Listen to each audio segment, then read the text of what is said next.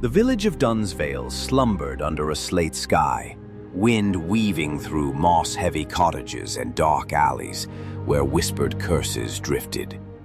Far beyond its edge, the moor stretched, ragged grasses dancing in a cold breath of fog.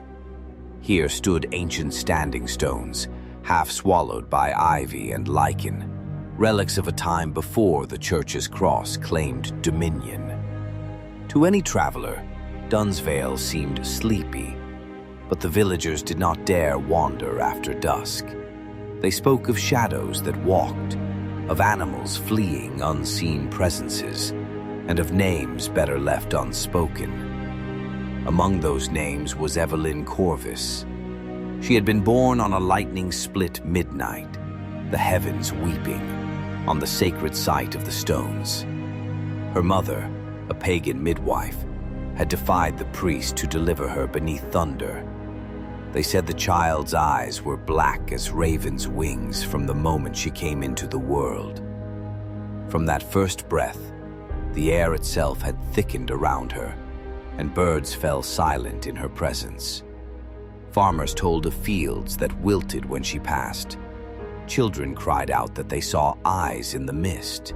By her 16th year, Evelynne lived in a twilight, not fully embraced by her mother's pagan kin, yet loathed by the devout villagers. Church bells tolled with menace when she walked by. The pagan elders muttered in her presence, uncertain whether she was blessing or curse. Evelynne endured isolation in small acts, gathering herbs in dusk's last hours, listening to the wind's hush, coaxing candle flames to dance at her fingertips. Small signs she barely understood. Watching over her, ever distant, was something older than any mortal. A presence she glimpsed in candle flicker, in reflections warped by smoke. In dreams, she heard a voice like oil and brimstone whisper, "You are not theirs. You are mine." She would awaken trembling, the smell of sulfur clinging to her skin, her heartbeat echoing in her ears. She turned to her only friend, Lucian Vale, a boy turned young man, born the same year in that same storm. Lucian had studied the old texts in secret, old runes, herbals, and scripture side by side, convinced that balance existed between light and darkness. He believed Evelynne could be the bridge between witches and humankind.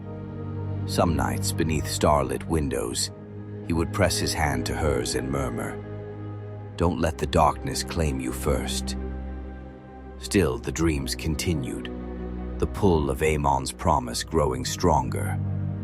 And deep in the marsh beyond Dunsvale, the coven stirred, preparing for a night older than sin. As Evelynne's 18th autumn approached, her powers, long dim, began to flare.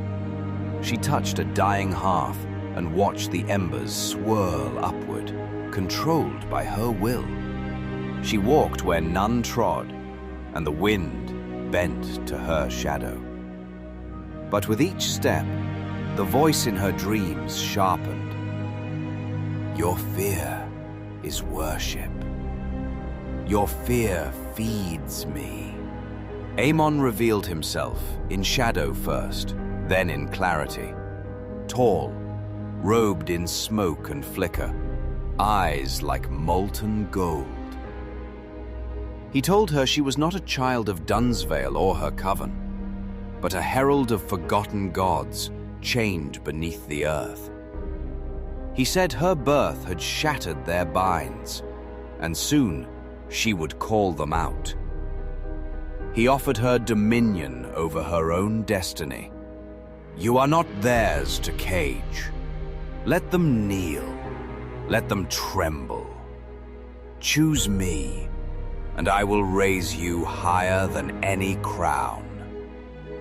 She recoiled, unsure whether to believe. Amon's voice lured, but her heart recoiled from sacrifice. She wanted another path, one that spared the innocent. So she turned to Lucien, who pressed on her trust like a fragile flame. "I will stand with you," he swore. "Use your power to protect, not scorch. I will walk beside you." But shadows do not yield. The Coven's emissaries, women whose eyes were empty, men whose skin was inked with serpents, appeared at her door. They demanded her presence at the upcoming ritual, claiming that only through her would the old gods awaken. The villagers' fear sharpened. Torches glared from windows as she passed. Children threw stones behind her back. Priests murmured that the devil's seed walked the streets. One night, Lucien found her in the forest, kneeling by an ancient oak, chanting runes she did not fully know. The air stung with power. He grasped her shoulder, startling her. "Evelynne, stop!" he pleaded. "I must do this," she said, voice cold. "They expect me. I can't hide." "Then let me help," he said. "Let me bear your fear." She looked at him, torn, and watched the fireflies spin in the tumult of her rising energy. The eve of Halloween arrived, when night held dominion, and the veil between worlds thinned like a blade. In the marsh beyond Dunsvale, the Coven gathered beneath torchlit gloom, their circle edged by standing stones slick with moss and dew.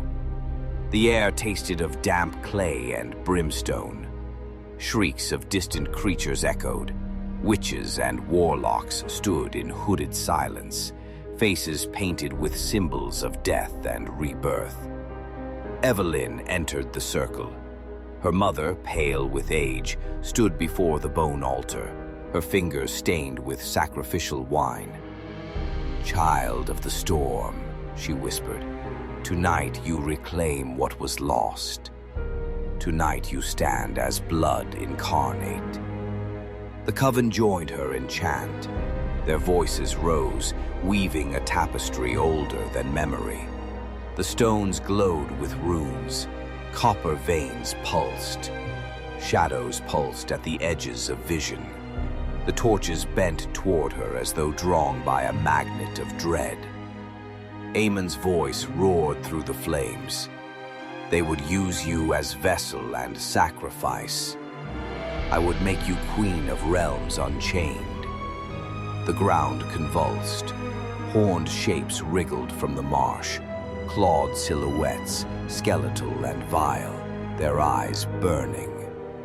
The Coven screamed, scattering, but Evelynne stood, center of the storm, heart pounding.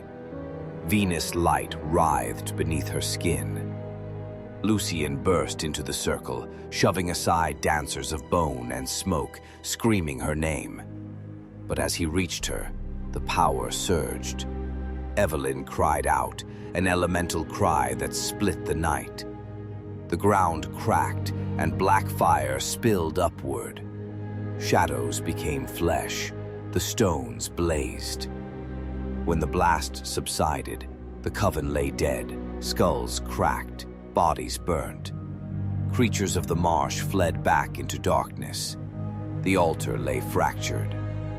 Amon stood at the center, wounded in shadow but unbowed.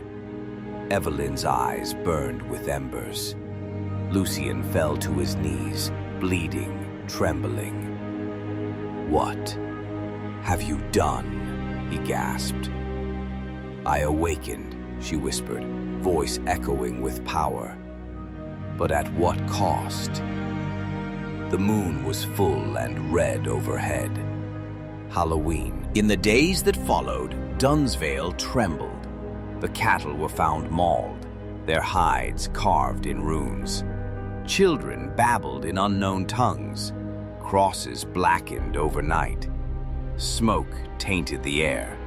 The priests locked the church doors, but the people peered out windows, torchlight trembling. Murmurs spread. The witch walks, the devil's bride among us. The end is nigh. Evelynne roamed the boundary of village and woods, barefoot, trailing smoke and sorrow. Every heart shouted to her, fear, worship, hatred. She touched gates and they groaned. She touched walls and they cracked. The wind bent to her will. Amon appeared at her side beneath skeletal branches. He was more defined now, features regal, terrible, shifting like wax in candlelight. They fear what they cannot grasp, he murmured. You are their god now. Rule or rend them apart. I don't want to rule them with terror, she said, voice shaking. I want peace. He stepped closer, face ghostly. Peace is a lie of the weak. Power is worship, and worship is eternal. Lucian strode into the forest to find her. He came with a silver blade etched with runes and a vial of salt and blood. Evelynne, he cried, you're slipping. He's twisting your heart. This power doesn't belong to him, or them. It's yours. Lightning cracked overhead. A storm gathered as though heralding fate. Evelynne looked between them. One hand extended to Amon, one to Lucian. The world split in her eyes. A future of dominion, a future of sacrifice, a future undone. Then choose, Lucian begged.